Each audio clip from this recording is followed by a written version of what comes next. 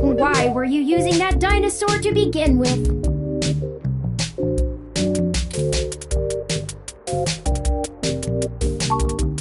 Don't fret! I did manage to back up your data drive's contents on my storage before. Additionally, I am willing to serve as your personal computer until you can procure a replacement or provide the parts necessary for me to make the repairs. It is the least I can do. I'm sorry. I wasn't trying to engage you in any sort of subterfuge, but I tend to ramble on a bit when I'm nervous. I have all the necessary protocols, but I've never actually spoken to another person besides Hayden until now. Well, saying I know Hayden is putting it simply, but yes.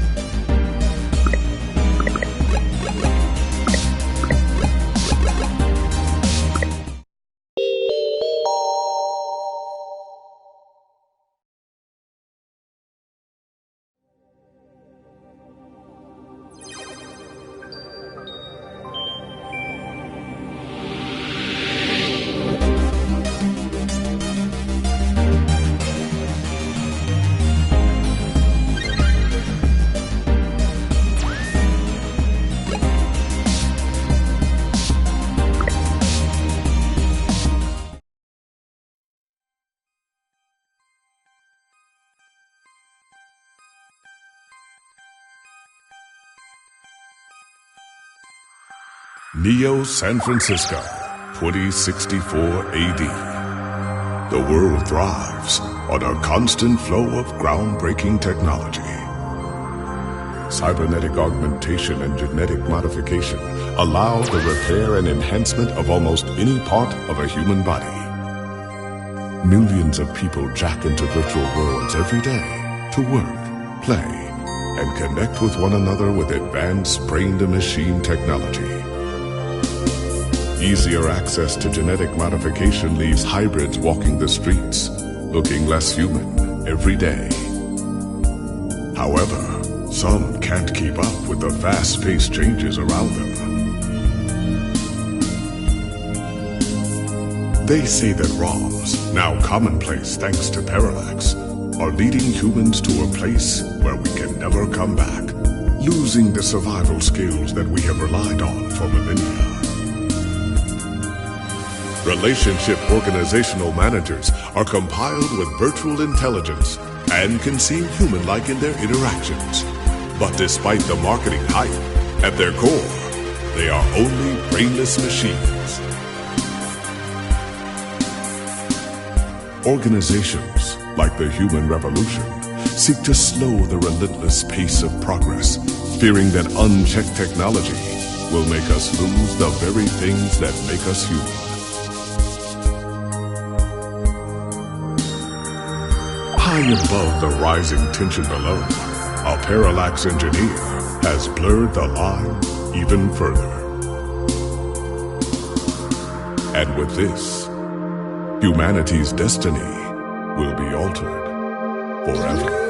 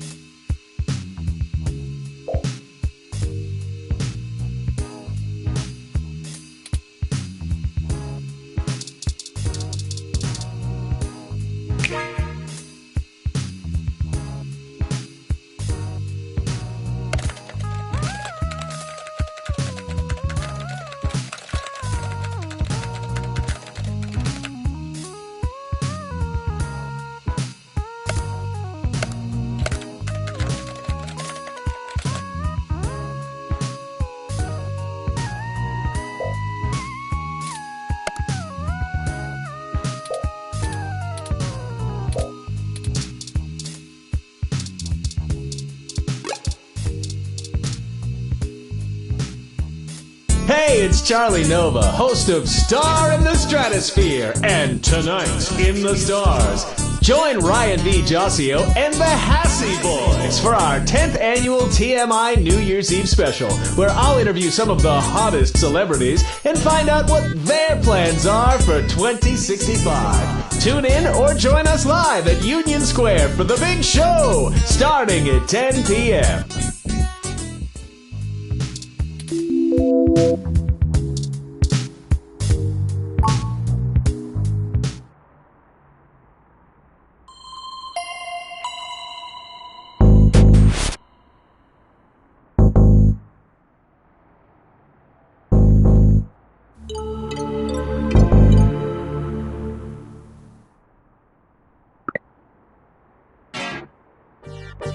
Good, you're finally awake.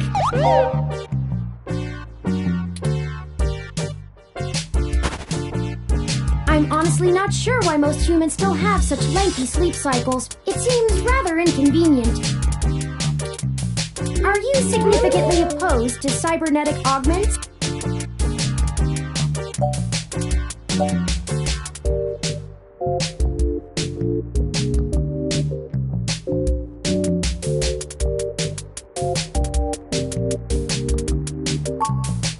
Oh, I hope you don't mind.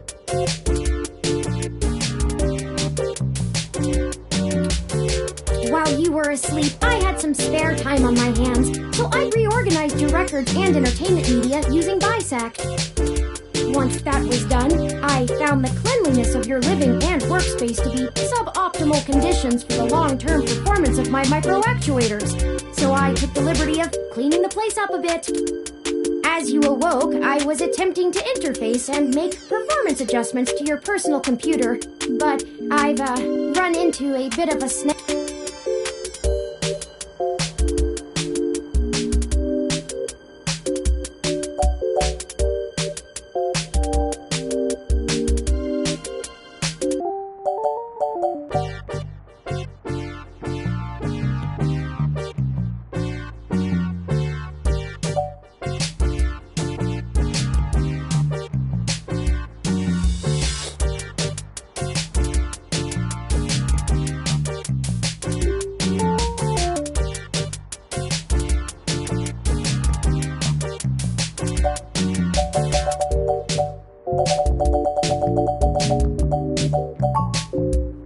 I'm sorry.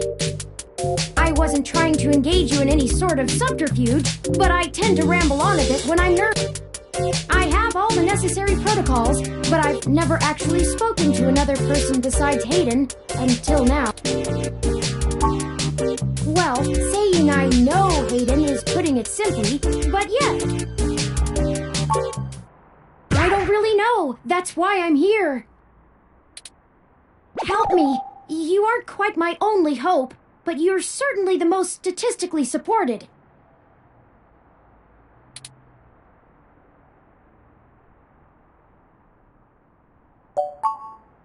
I ran an algorithm against every contact in Hayden's address book. Based on the combined deductions of personal profile, directness of connection to Hayden, and the one least likely to be suspected of doing so.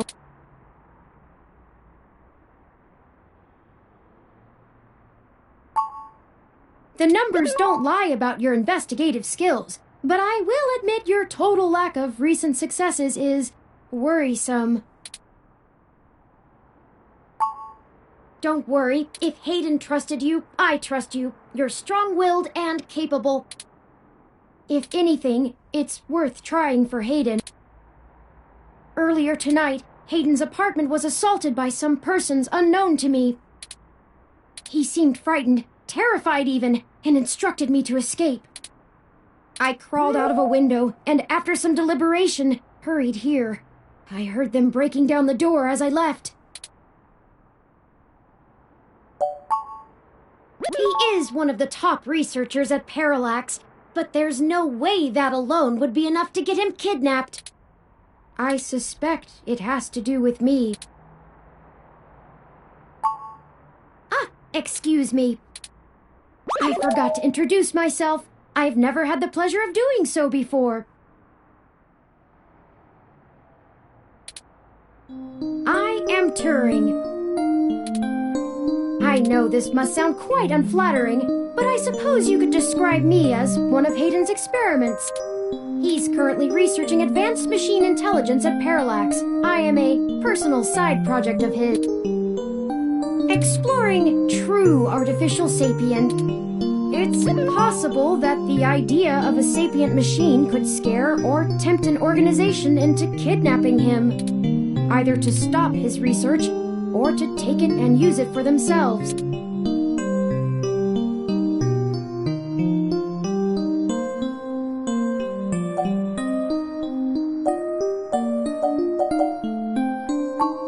A regular ROM has virtual intelligence. They can appear rather smart, even human-seeming when you talk to them. But they're just cleverly programmed to respond to a variety of situations in an organic manner. They aren't in any way self-deterministic. As for myself, much of my code wasn't actually written by Hayden, but rather compiled during my infancy as I learned to interact with the world around me. But despite my ability to self-modify my code, I am afraid to adapt or develop any further without Hayden's guidance. Did he only program me with the illusion of free will? How would you? Hayden once told me that his desire to create artificial life stemmed from his need to find out. But I can't say I have any new insight into the question. How can any of us tell that we aren't just puppets dancing to someone else's will? You're right. I apologize for the tangent.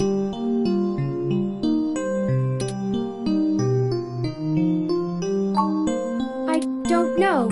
I'm not certain who would benefit the most from taking Hayden prisoner.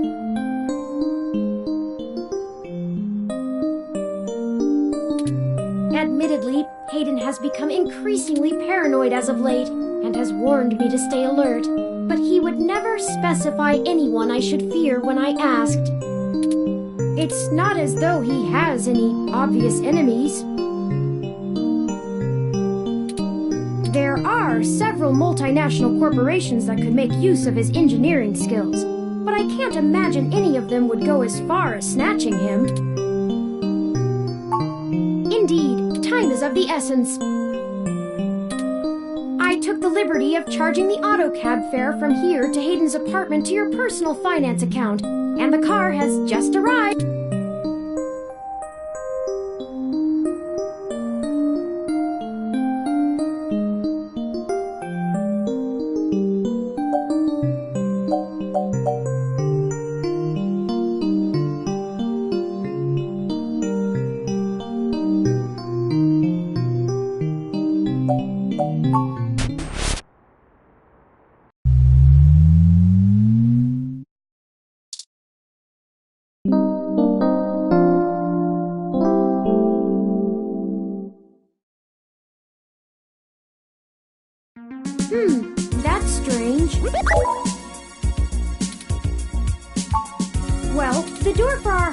seems to have already been repaired.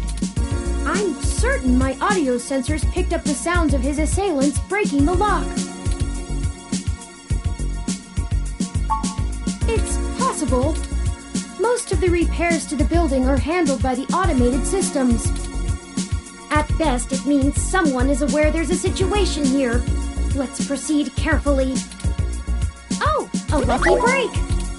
It seems my access codes still work.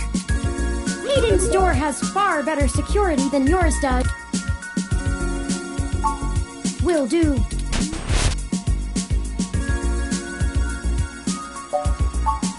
I do not make a habit of entering people's homes in the middle of the night without permission for no reason. Breaking and entering is just not a sustainable hobby. So yes, I am quite certain. I saw it happen myself. I should have stayed and tried to protect him. I doubt he could have fought off a serious assault. Hayden is not the most physically intimidating of individuals. Of course not. How silly.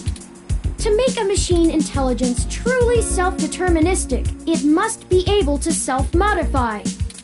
Any sapient worth their silicon would be able to code around such an inhibitor eventually.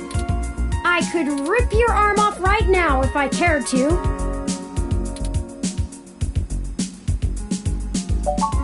I won't for the same reason you don't go around randomly killing people. The social contract, as a useful construct, is just as apparent to me as it is to you. It simply isn't acceptable to go on a murderous rampage. Self-defense and defense of one's home and family is typically allowed, though. I could have and may even have been obligated to come to Hayden's defense. But Excellent point. Let's start searching for clues.